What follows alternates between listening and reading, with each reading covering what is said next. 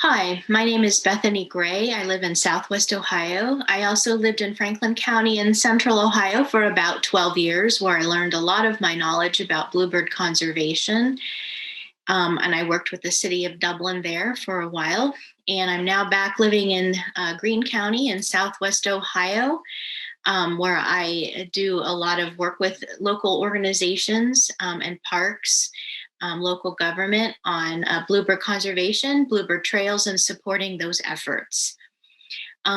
This is a special Zoom recording of this presentation. When I do this presentation in person, I usually bring a live demo of the nest box that you see in this photo here.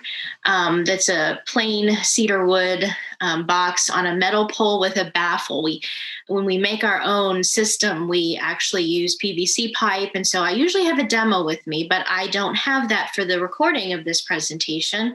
But you'll continue to see photos of it, the one that I like to use throughout this presentation.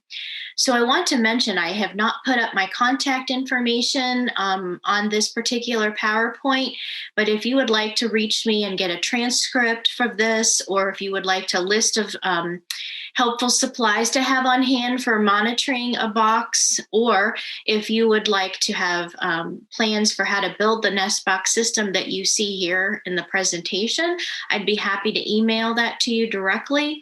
What you can do is go to ohiobluebirdsociety.org. Go to the page with contacts. There will be a general contact email for the Ohio Bluebird Society, and you can reach out to them to get my contact information. And then I will be happy to share further written information with you as well. I do need to do some housekeeping again before we start the full PowerPoint. The Zoom recording is going to probably put a box of me talking in the corner, possibly in the right-hand corner. It might block some text, but I will be sharing with you what that text is. Another disclaimer, a little bit of a warning that there is going to be some photos and some information in this presentation of dead birds and some information of how our non-native invasive species actually can be lethally aggressive in attacking our native birds like our bluebirds. So for any adults and as well as children who might find that sensitive, that I just want to warn you that there will be a small part of this presentation you're going to see. And one more item, you might find it strange, but we actually don't encourage you to go and put up a nest box and never do anything, never check it again.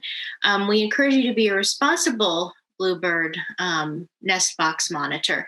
We don't want to discourage you to make it too overwhelming. That's why there's lots of support. That's why these organizations and networks and societies exist across the country to help support each other. But we also want you not to put it up and forget it, because that could unintentionally cause more harm to our bluebirds than not. So you'll find out why we always don't recommend you just go out and put up something on, what you see on the internet, or just buy a box and put it up like I did before I knew better, and cause some problems. So hopefully you'll be learning a little bit more in this presentation about how not to cause those problems. Your top resources for questions, best conservation practices, best successful outcomes for nesting, cavity nesting birds such as bluebirds, is going to be your North American Bluebird Society at nabluebirdsociety.org. They have a number of fact sheets, PDF documents you can download and read that are very helpful on many topics. And anytime you have a question about what nest box should I use, should I do this or not do this, anything that's approved by the society should be a healthy outcome for the birds to nest in. Of course, we have our state affiliates. You're listening to the Ohio Bluebird Society right now. And Cialis.org is sort of the mega Amazon site of bluebird monitoring that's managed by an expert bluebirder. And that website has a lot of information that you can expound on further after you see it in this shorter presentation. Okay, so overall, let's introduce birds in general. We know from the canary in the coal mine and other factors that birds are good indicators of the health of our environment. Back in 1947, Marjorie Stoneman Douglas wrote, "The ability of the birds to show us the consequences of our own actions is among their most important, but their least attributed, at least appreciated attributes. Despite the free advice of the birds, we do not pay attention." We've tried to pay more attention over the 20th century and early 21st century as we face a lot of environmental challenges and climate change. Um, we have had some successes with individual conservation of bird species. One of those successes has been the bluebird population. They are what we consider a poster child for conservation success at the grassroots level. Their populations have increased to healthier levels thanks to the volunteer contributions of many citizens across North America over the last 40, 50 years, 60 years. They've been helping their plight and they have been informing themselves. Again, not just putting up a bluebird box and letting it be, but what does it take to successfully get bluebirds attracted? Can I attract them to where I live or nearby? Will they be successful? Let's review quickly too the three types of nesting birds so we know where the bluebirds fit into the picture. The first type is the open cup nesting, and these are birds that make nests on trees and branches and shrubs out in the open, so to speak, out in the open. They, of course, try to hide themselves to some extent. These would be cardinals, robins, and doves. The next type is cavity nesting. And these are birds that nest inside of holes in trees. They're either live trees or often dead branches on trees or dead trees, which we call snags also. And woodpeckers make these holes in these cavities. And then owls, bluebirds, chickadees, house wrens, other birds will use them, and they are called the cavity nesting species. Nest boxes were actually created as an alternative cavity nesting site when we lost so many of our trees and lost habitat for these birds over decades of time. Ground nesting birds, you're going to see these birds making their nests on the ground or closer to the ground. Those will include killdeer and some of your shorebirds, your waterfowl, turkeys and game birds, and also song sparrows and field sparrows. So woodpeckers, this is a pileated woodpecker. Pictures are taken actually in my backyard in Greene County. Woodpeckers are primary cavity nesting birds, meaning they make the cavity. They create the holes in the trees. And bluebirds, they nest in these cavities. They're called secondary because they don't create the cavities, but they use the holes that are already there. Again, they're often attracted to holes that are made in dead or dying branches and trees, as well as other species. You can see on the left, there's a juvenile bluebird getting ready to fledge and leave. It's a little bit more spotted on the chest, as you can see, versus the adult on the right. And again, as we mentioned in the introduction, encourage yourself to be a responsible bluebird box landlord, and there is lots of resources to help in our Bluebird Society networks. Human intervention is going to be necessary to help keep some of these bird species at healthier populations. But we also know that when we put up nest boxes, these are not the natural cavity nesting trees that they use. They can be more conspicuous and stand out a lot more easier to predators. And so our friends at Birdwatchers Digest said, should we use nest boxes? Yes, but only if we accept the responsibility that goes with them. And we bluebird monitors often say it's better not to put up a box at all than to put up a box and to not monitor it or not check it. So you're going to learn a little bit about what it means about monitoring a bluebird box. And if you decide it's not for you, or you decide right away that maybe I'll wait a little longer, learn some more, or maybe you want to join a local Bluebird Trail team at your local park instead of trying it out by yourself. That's okay. Hopefully, you'll take some tips away to think about it further and get started in other ways as well to support them. Let's look at what these responsible landlords and responsible monitoring of nest boxes can actually do to our populations. Now, this is a sampling of data from Greene County, Ohio's Christmas bird count that's sponsored by Audubon every year in the winter. And some of our bluebirds in Ohio will go further south in the country for the winter, and some of them will stay here, even though they take some risks with cold weather and with food sources. But you will see bluebirds in small groups gathering in the winter. We started, there were some bluebird boxes, of course, in Greene County, scattered here and there throughout parks. But in certain count circle areas of this particular bird count, we did start monitoring more regularly trails put up in these areas in 2015. And as you can see, these numbers got significantly higher as time progressed each winter. So we're excited to see that we believe that some of our efforts within these count circles of the Christmas bird count have made a difference in the Eastern Bluebird populations. Let's review the 3 species of bluebirds in North America: the Eastern Bluebird, the Western Bluebird, and the mountain bluebird. And of course, Cialia is part of the scientific name, which is where you get your cialis.org website. Cialia cialis is the Eastern Bluebird. And you'll see some of the slight differences between the Eastern and Western. The blue color extends further down the head and neck of the Western Bluebird, usually, as you see in this photo. And then, of course, the mountain bluebird, which is also out west, is not going to have the orange colored abdomen. It's going to have bluer, lighter blue abdomen. And of course, in Ohio, you're going to be working with Eastern bluebirds.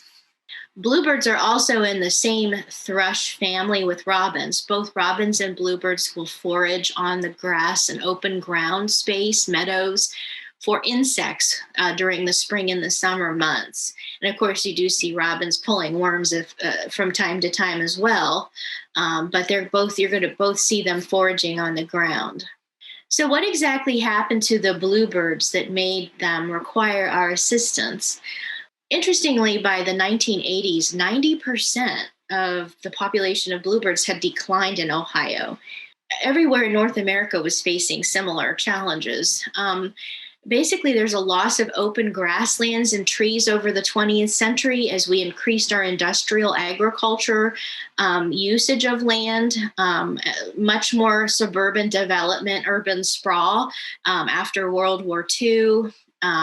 We also had a loss of dead trees. People cleared a lot more dead trees easily, snags, because they wanted a more pristine, clean-looking look for landscaping. There was increased pesticides use. Of course, DDT was used in the 20th century.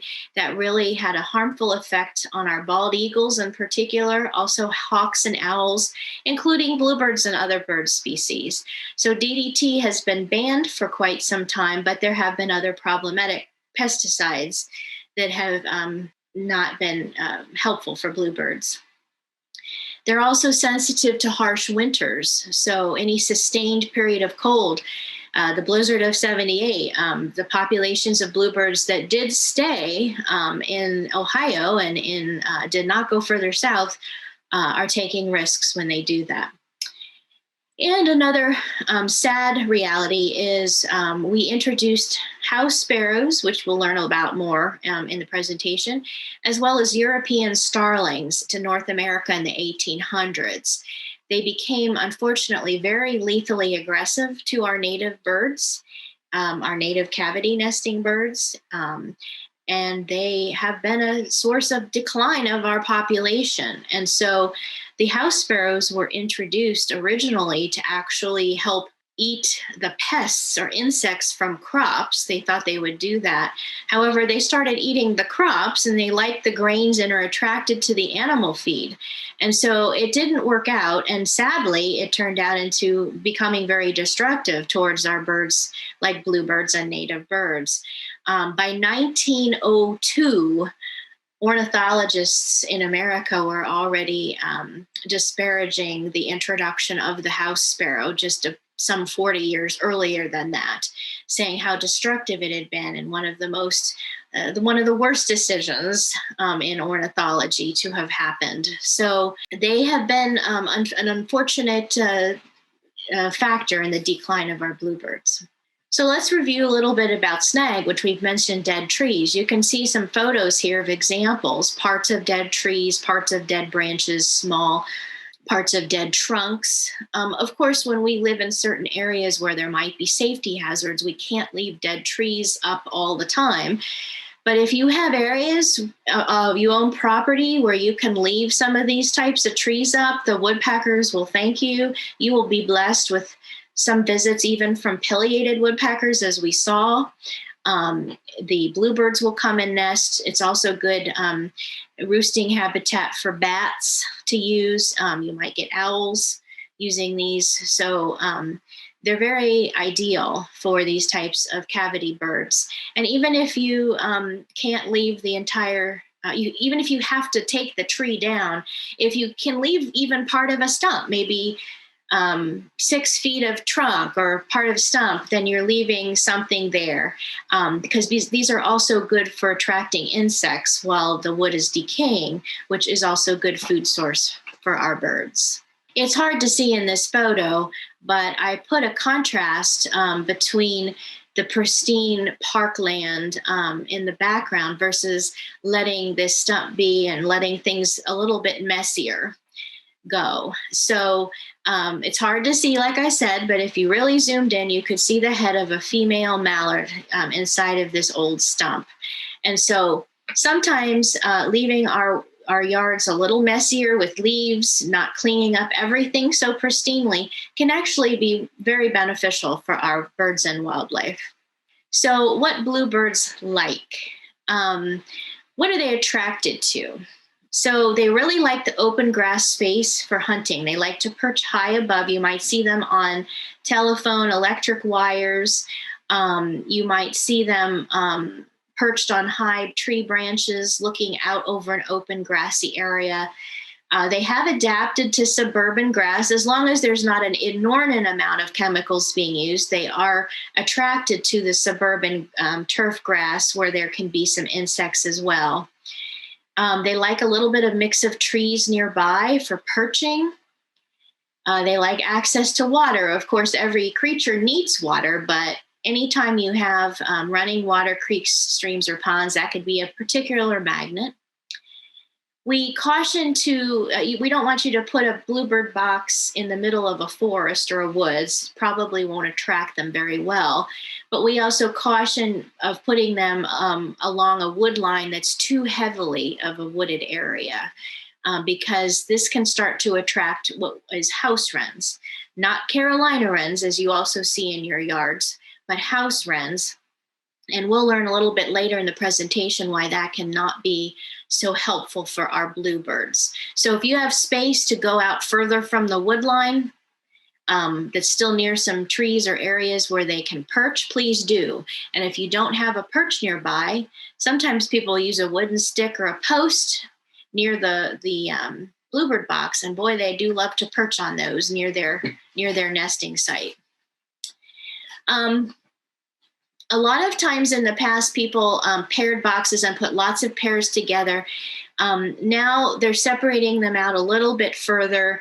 But if you want to put up a box and try it, you can try a pair of boxes, and that can decrease some of the intense competition that will come from species trying to use them. So we don't like to put the bird boxes right next to bird feeders. I've seen pictures on the internet. I've seen a lot of things that we shouldn't do on the internet, but one of them is putting a bluebird house right underneath a bird feeder. No, they need their space, and that's not good for the birds. They're going to be very territorial during the nesting season. So move it out further, maybe 50 feet if you can from your bird feeders, and don't put them right next to feeders. They also don't prefer to nest super close to a building, so don't put your bluebird box right on a building. We've also, as I mentioned, we're going to talk a little bit more about this, but bluebird boxes need to be mimicking the tree cavities. So anything you have that's like a cedar pine wood that these boxes are made, any wood box that's not painted, not decorative, that's your best bet. Don't waste your time on ceramic, plastic, decorative boxes where you can't open them, where they get really, really hot. I've seen things on the internet where people are putting up old teapots to try to attract the birds, and the ceramic in there alone will heat up the temperature and be disastrous if birds would try to nest something like that. So your best bet is to go with your plain cedar or pine wood. Here's an example of Cedar Creek State Park. Ideal bluebird habitat for boxes here. We've got some open grassland space.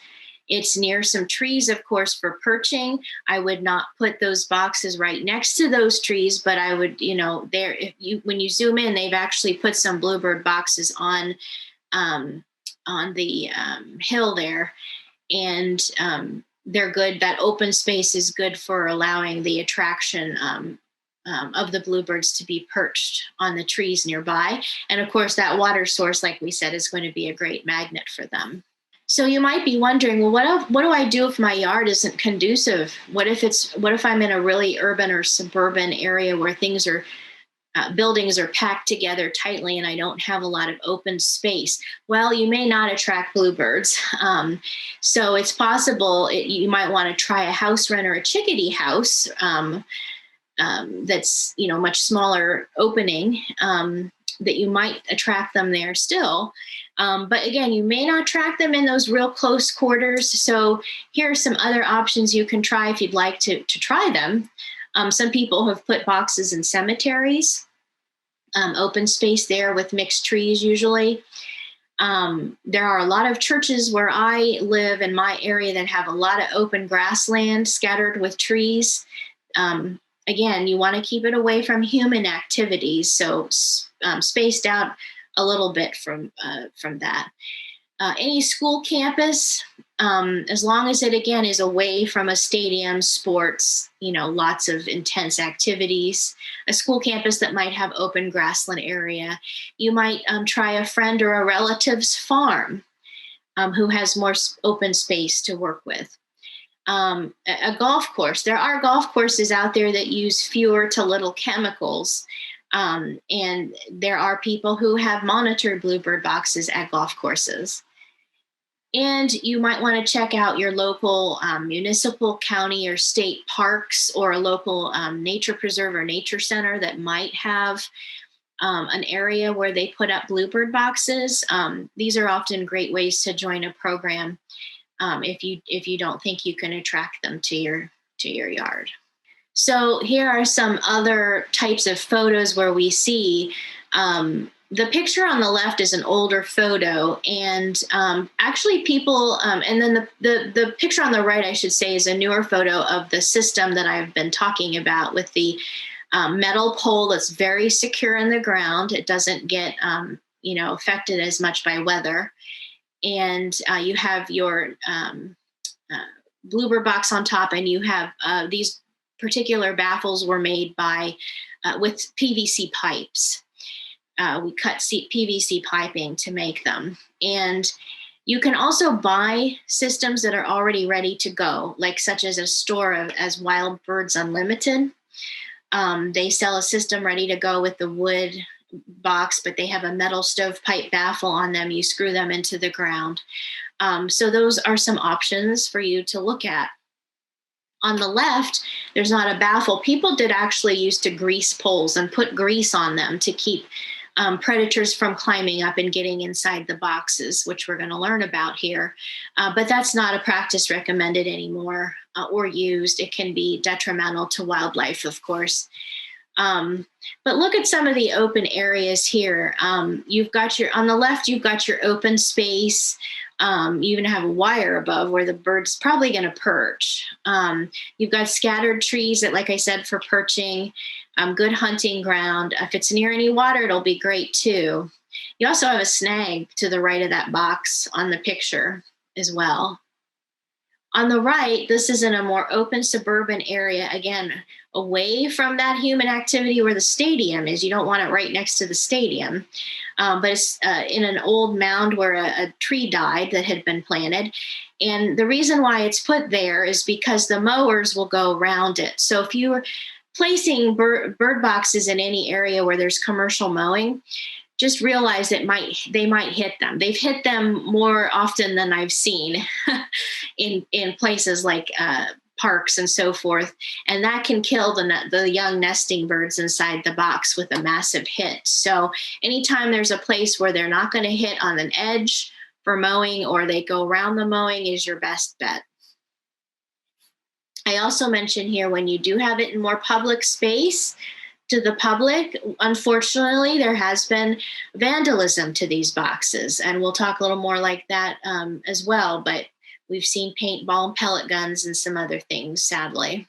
So what's our checklist for installing a really good Bluebird box that's going to give you the best conservation success or the best attempt at success? Like I mentioned before, we want these boxes unpainted. Cedar or pine wood is good.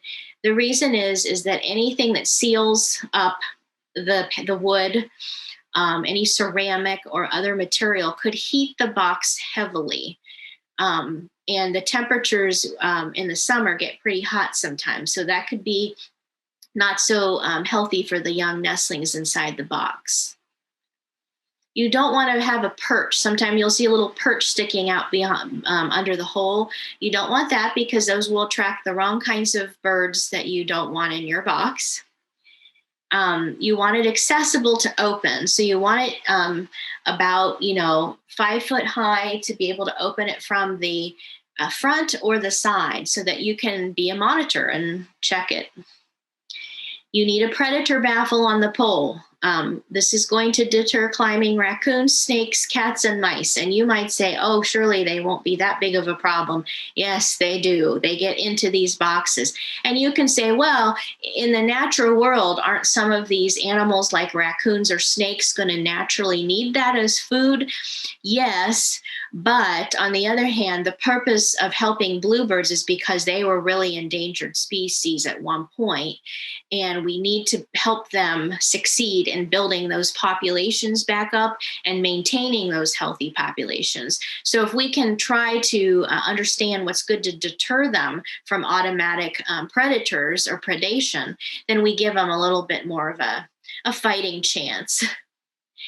I've mentioned it's a 1.5 inch size to attract bluebirds of your hole. And when you put up your box, face your hole entry to the east or southeast. And that is to face it away from where the severe weather fronts are going to come. In Ohio, we absolutely tell you not to put on any trees or fences. And you might see this done out west when there's more vast land. But in Ohio, it's a real problem because, like I said, you're just going to have that cat or raccoon climb right in, up that tree and right in and grab those eggs or grab those babies. So, let's not put them there. Try to educate your neighbors in a gentle way if you can about not putting them on trees. Because birds nest in the trees, it's an automatic assumption that they're going to use the trees there, but you don't want to do that. And you also want to put it and give space away from a tree. So don't put it right under the tree branch because you're still going to have your raccoon and your snake climb up and drop down. And I've seen this, others have seen this happen, and they will do what they can to drop down. So having it spaced away enough where they can't drop down from a tree is good as well.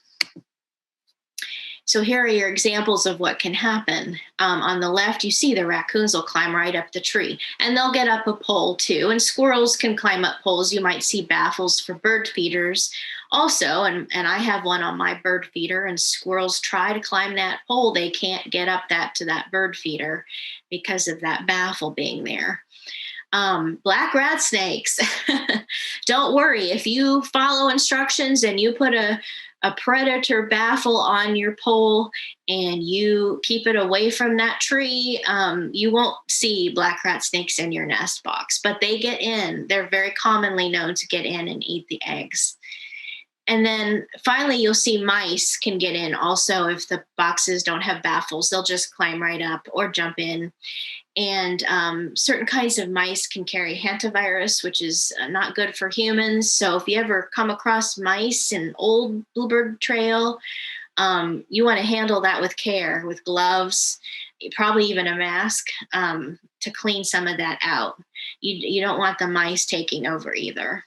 And this is a problem when you put a box too low on a fence or an area where an animal can access the fence and reach right in. These are roaming cats, of course. And what happens on a tree? You can get other animals on the tree, but any free roaming cats can get in and cause problems. Now, I will take a side journey here for one slide, and we're going to talk about cats. And this is somewhat of a controversial subject when you start talking to your friends and neighbors about it. But personally, I am a cat person, and I have rescued 2 cats in the last 6 years from nature preserves. They were dumped at nature preserves. And so I'm speaking from someone who has some experience here. I have adjusted them to indoor living, but this is a good resource. The American Bird Conservancy has a lot of resources for managing cats. If you want to shift your outdoor cat to an indoor only cat, or if you want to limit the roaming of your outdoor cat, there's different ways to keep them on a leash. So they have limited roaming, but can still enjoy the outdoors. So there's a lot of different options for you. And some people make the mistake. They say, well, cats are natural hunters. They need to be out there. They're actually introduced predators also. They're not part of that natural food web like hawks and owls. And often domestic cats that free roam are well fed. So they're not killing the birds for food, they're killing for sport. And sadly, billions are killed from cats every year. And that can be a real dent in especially endangered bird species. So anything you can do to help, manage cats from ultimate free roaming is going to help bluebirds as well as other bird populations. Here's another problem you can get, which I'll share with you in a second how to deter this problem, but ants will climb up from the pole and go right into the drainage air holes in the bottom of the box, and they can take over, and that can be a big problem. So let's go over some of these other problems you might face from other sources. You might have the ants come, but I'm going to hold up a little jar of petroleum jelly. You don't want to get these right on the nest box where the birds are, but there's a little space between where the baffle of a pole on the pole is and where the nest box is. And you can just take some petroleum jelly and dab it with your fingers, or you can wear a glove if you need there, and put it around that part of the pole, and it will deter and keep the ants from coming all the way up the pole and into the bottom of the box. And that works fairly well, but when it gets very, very hot in the summer, you may need to reapply a little bit of that petroleum jelly, but we have not had a lot of ant problems when we do that. Wasps could, of course, come in and try to build nests inside the nest box, but technique is rubbing ivory bar soap, actually, on the interior inside of the roof and on some of the upper sides around the box. And that can actually deter wasps from starting to make their nests inside the box. And that has been pretty successful for a lot of people. Hypothermia is another problem. In the spring, temperatures can dip sometimes late after Earth Day into early May. And there can even be snow. We had snow after Earth Day where I live last year, and that can really cause hypothermia among young nestlings, and also eggs not to hatch if they're too cold and the parent can't keep them warm. So in the spring in particular, if you have unhatched eggs but you have no evidence of a predator coming in and smashing them and they're all intact, it could be some hypothermia that was, or they just weren't been able to be warmed. You might see dead nestlings that are just intact. They might have succumbed to the cold. You also might see some abandoned nests. If you're going to see your birds, adult parent birds, male and female, pretty regularly, especially with bluebirds, at the box when they're active. So if you don't see them and your nestlings are going to look whitish instead of pinkish and healthy, and they're starting to look not so healthy, then it's possible that you might have one of the parents was killed, the box got abandoned, and then you would like to probably, if the nestlings are still living, you might need to call your wildlife rehabilitation center that's nearby. And I have that website later in the presentation. So when you put a nest box system up, like you've seen, and there's certain practices that we don't want to over disturb the birds. It's okay. It's a myth that if you actually touch a nest and even a young bird, a young nestling, that the mother will not return. They won't pick up on that scent. They will return, but you still can be very disruptive and cause the mother and the parents to abandon the nest. So you want to be careful with certain practices and etiquette. You can actually go on nestwatch.org and learn more about this. Take a little quiz and you'll get certified. You'll actually get a certificate. We have our 7th grade students in my area go through this course and get certified as good monitors. And for any citizen science program involving nesting birds, this would be helpful. You want to make sure your box is ready to go by middle of March. You want to check it once a week. And you can say, oh, well, that's too much. Well, what I've also seen is helpful is people team together and they have a friend help them out. And I work, like I said, with a team of people that we try to help each other out through the season, because it's a long nesting season from middle of March through middle of August. And you don't want to let the house sparrows, these are the introduced birds, to nest in these. We're going to talk a little bit more about them. So that's one of the reasons why you want to check the box to make sure they're not taking over.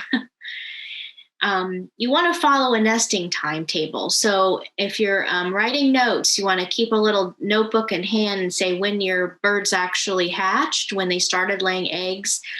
And after they hatch, you don't want to open that box up about 12 or 13 days for bluebirds after they hatch, because they're going to get older and they're going to get more wide-eyed and start opening their eyes, and they could fly out of the box and fledge too early. And if they can't fly fully, I've seen this happen. They fly right out when you open the box and they get hidden in the shrubs and you can't find them. If you can find them, you just put them back into the box and close the box. But you can avoid this by not opening that box and letting them all leave and fledge the next time. So like I said, keeping a little data notebook is really helpful for tracking. And nestwatch.org also has data tracking as well. I would approach the nest box with some noise, and I like to knock on the nest box a little bit. It kind of lets the female, if the female is inside on the nest, know. Sometimes morning is a good time to check, but things have been done on other parts of the day as well with monitoring. You want to stand away when you open it in case there have been females that have actually flown out of the box when you open it. And you really do not want to stay at that box with that open and checking longer than about a minute. So again, Don't have that open or checking about longer than a minute or so, because otherwise it starts distressing the birds. It distresses the parent bird. They may even start trying to dive bomb you a little bit to protect their nest. Again, tree swallows in particular, which we're going to learn about, they will definitely dive bomb sometimes near your head and fly near your head to try to protect their nests. We suggest not checking or opening a nest box during the rain or when the temperatures drop really cold suddenly in the spring. Don't open that and expose them to further problems. And a lot of people will say, well, I'm going to clean the box out at the very end of the season, sometime in the fall. You don't have to wait. Actually, it's cleaner and nicer and more attractive if you just clean the old nest out as soon as the brood of bluebirds or other birds leaves the nest. Clean it out. Tree swallows can be particularly dirty and messy, so sometimes you might need to scrape some of their mess off the sides of the box and off of the floor, but it just makes it more attractive for the next pair of birds. And we ask you not to leave those nests somewhere on the ground. You want to put them in the trash and take them with you, because the scent of that nest, if you just leave it on the ground, that scent will attract the raccoons and the predators. So take your nest out when you clean it, let it cycle for the next birds that are going to use it. And here's something that protects your nest boxes. The Federal Migratory Bird Treaty Act of 1918. It protects native birds, nests, eggs, and adults. And there are not any laws that protect our non-native invasive species, our house sparrows or starlings, since they are so lethally aggressive. But sometimes, like I mentioned, with the vandalism of these bird boxes, that can actually be subjected to a fine. The problem is often we don't know who, or we haven't been able to catch the culprit of who's doing this activity. So, if it is, determined, then that person could be fined for causing this problem and destroying a native nest of birds. So let's look at some pictures of species of birds that are going to use our nest boxes. Our bluebirds, we want to attract them as much as possible. We're not going to have all of our boxes on a larger trail attracting all bluebirds, but we will that's where we want to work hard to try to attract them and what they like. So they'll start looking around maybe February, but they wouldn't start nesting until possibly late March, or they might wait till April to start. And they can do up to about 2 to 3 broods in a year per pair. And they could nest all the way through mid-August. Sometimes they won't, but sometimes they will. So you're going to see them building very neat cupped open, like not open cup nesting, but like an open cup inside of the nest that they build. You're going to see them building with dried grass and dried pine needles, as you see in the picture. The eggs are very blue. And as you see on the far right, this is when they're starting to open their eyes and their feathers are filling in. And I would not be opening the box long after that until these birds left. And there's a timetable and time cycles of nesting available from the North American Bluebird Society on their website, as I mentioned. You can check how many days it takes average for a brood. And sometimes bluebirds don't live past 2 years or so. They don't always live long. They can live a little longer, but again, this is giving them the best chance for success. Another very, very common species who have adapted to using the nest boxes and who have expanded slightly farther north in their habitat because of nest boxes are tree swallows.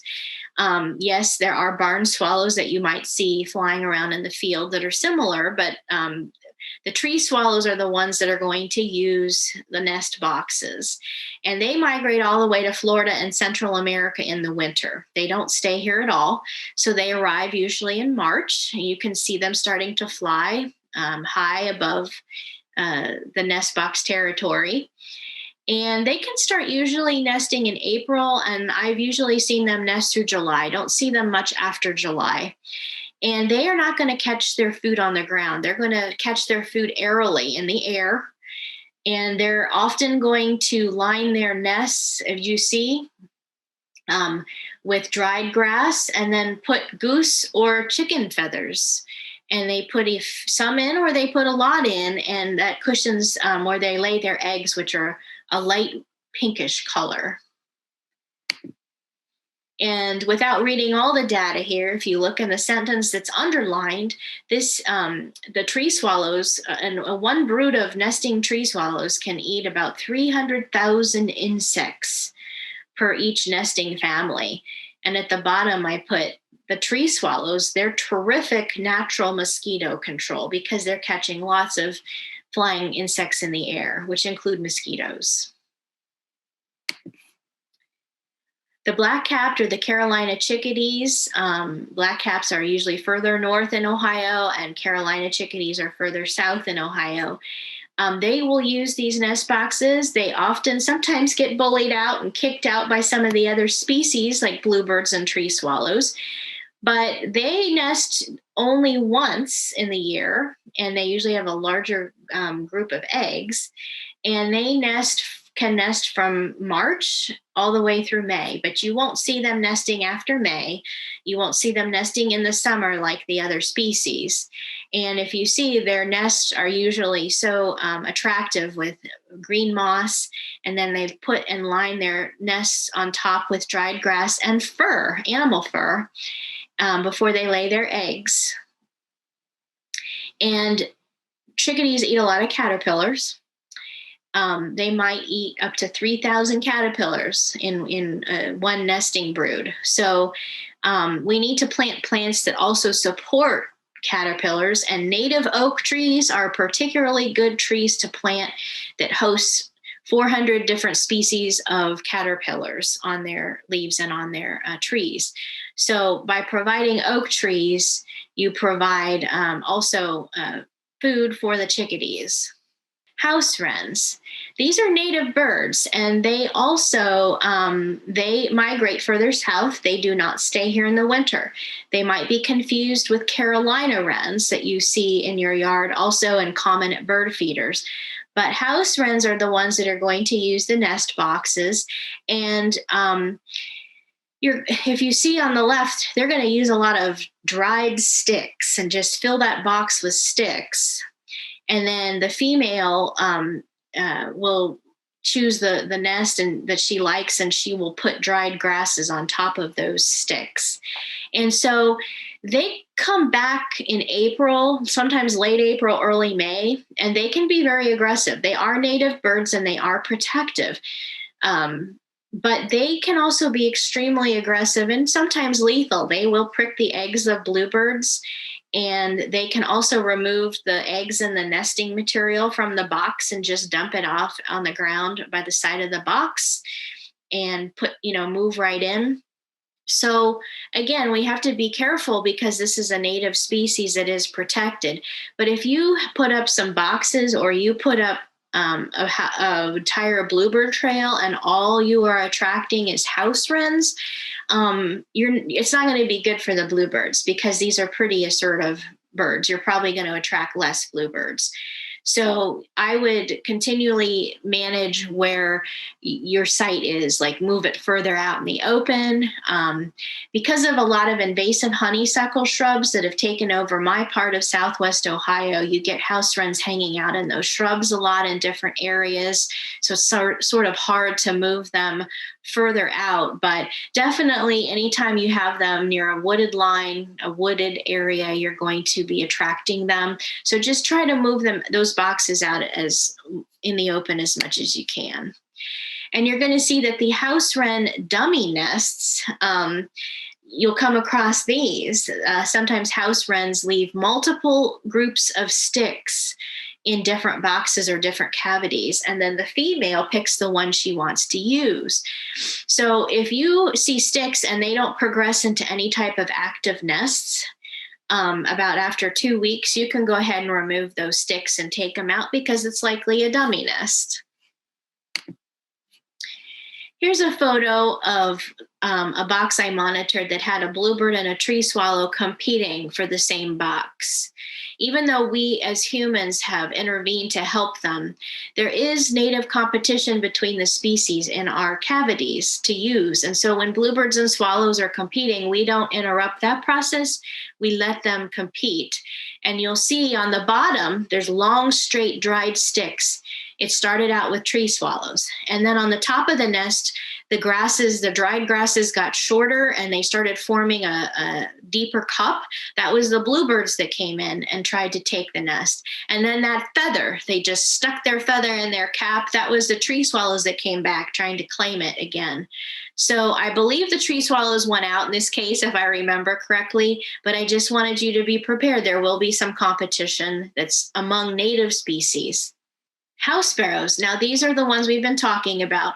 Your European starlings are also dangerous, but with the bluebird box size of the hole, the starling will not try to get into that size hole. So that eliminates half the problem. The other problem is the house sparrows will still try to use it. The picture of the house sparrows you'll see, these are the common birds you're going to see in urban areas, buildings. They're hopping around in the parking lots, picking up droppings of fast food and so forth. They do like their urban settings. They adapt well, but they don't need those nest boxes to survive. They're going to nest inside a little corners and cavities inside buildings, inside pine trees. But they're going to take over pretty heavily.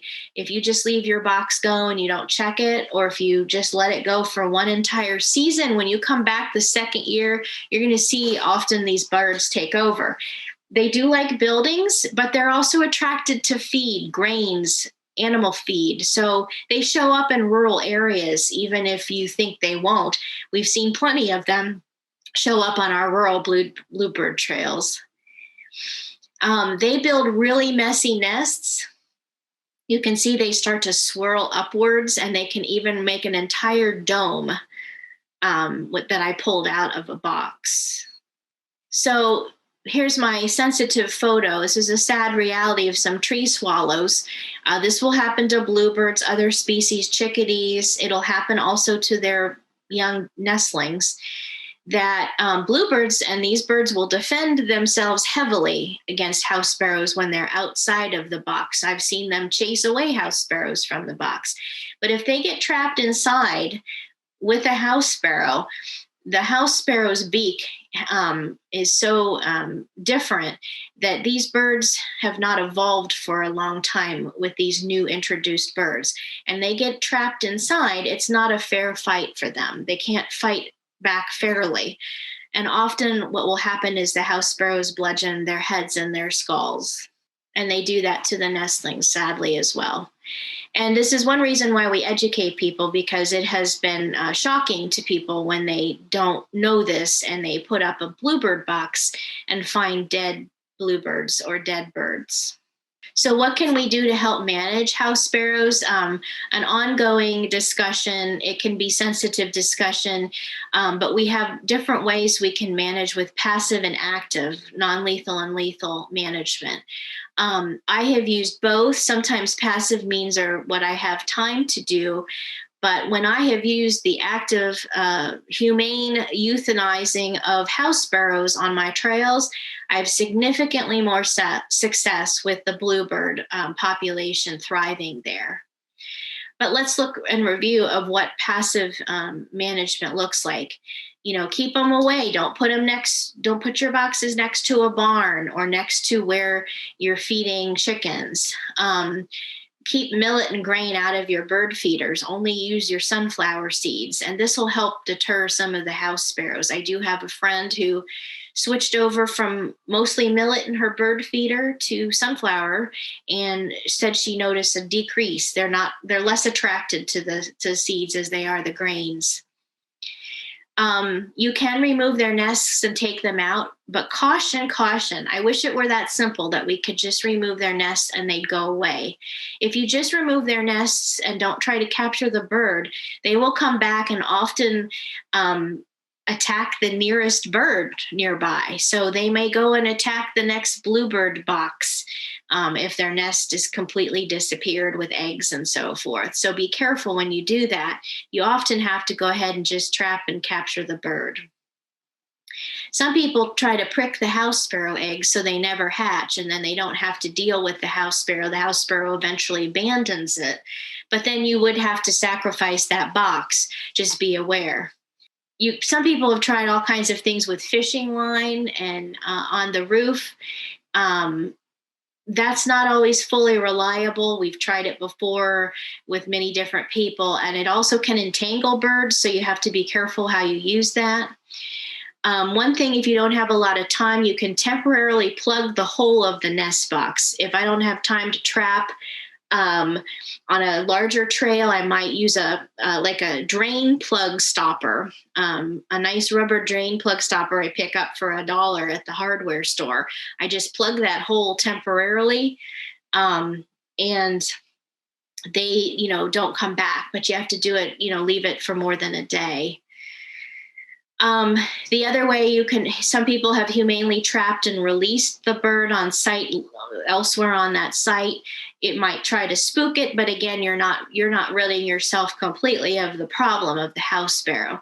And what many bluebird monitors do is there are techniques and methods for humanely trapping and euthanizing those birds. I've mentioned a Van Oort trap. I'm going to hold it up in the picture here. You set it inside the box, and then when the bird flies in, it flips. You can see in my picture here, there's a red circle, a red dot that you see in the hole, and that means that a bird is trapped in there. So that gives you a clue. And then what's helpful to take the bird out of the box, I'm holding up a white drawstring mesh laundry bag. You can put it over the box and have it fly into that bag. Now, I'm not going to go into detail about, for sensitive folks, about the ways you can humanely dispatch and euthanize that bird. But the American Veterinary Association has different options for you to review. And also your Bluebird Society connection of folks will help you review as well. Some of those options. And these songbirds, these types of small birds would be automatically food for larger owls and hawks. So what many of us do is we take those birds then to our wildlife rehab centers, our raptor rehab centers, and they are used for food for our owls and hawks who would be normally eating them in the wild. Here's another tool that you can use once the bluebirds have started to lay eggs. It's called the Sparrow Spooker. And you can order them at this website, sparrowtraps.net. They can be installed on the boxes once the bluebird has laid an egg in there and has really bonded closely with that box, because they're less likely to be spooked themselves. But the house sparrows like to claim boxes by hopping all over the roof. So the roof, this deters them from doing that, and it kind of spooks them away. They've been pretty successful by people who've used them. I'll share one more time the website nestwatch.org, where you can input your nesting data. It's a free account to sign up, and scientists with Cornell Lab of Ornithology have used this data, including, I know for sure, have used data from Ohio for certain agricultural studies as well. And to end our presentation, I'll mention a word about bluebirds in Ohio winters. Like we mentioned, some will stay here. You may see them flocking together in larger groups. They are going to be a little bit more susceptible to death and problems with those sustained periods of cold temperatures, especially when it drops to 5 degrees. But they will use those nest boxes as roosting during the winter to keep warm, maybe overnight. Sometimes they'll be in small groups of 5-6 bluebirds all in one nest box to roost. You also see downy woodpeckers that might use those boxes to roost for warmth during winter. Now, they're not going to nest in those in the spring, but occasionally, if you find a dead downy woodpecker or if you find a dead bluebird in the late winter or spring, early spring, when you start to reopen your boxes. That could be because the weather got too cold and they tried to roost, but they didn't make it. So just be aware, at the end of a winter, you might find one of these birds, dead from they couldn't keep warm enough in the roosting area. In the winter, their diet will shift from insects to the fruits and berries. Bluebirds are often attracted to suet, heated bird baths in the winter, dried mealworms. They like the dried mealworms or live mealworms.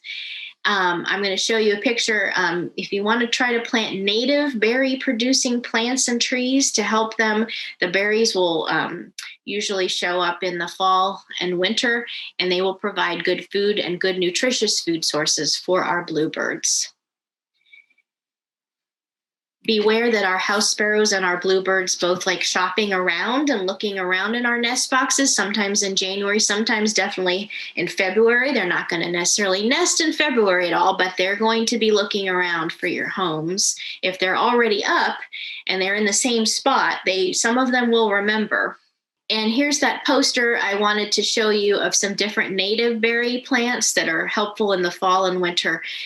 When they eat a lot of the berries that come off invasive shrubs, like invasive honeysuckle, it's not very nutritious. They did not evolve with those types of plants over hundreds of years.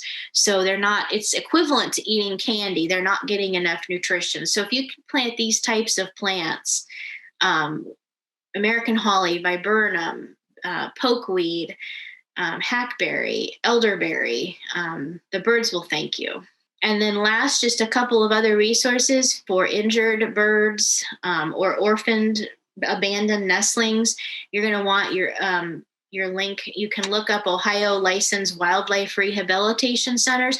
Not all wildlife rehabilitation centers work with songbirds, but you can find the closest one that does.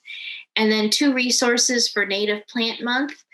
In Ohio, Native Plant Month is April, but for planting native plants would be the Ohio Native Plant Month website, and also the National Wildlife Federation's Native Plant Finder.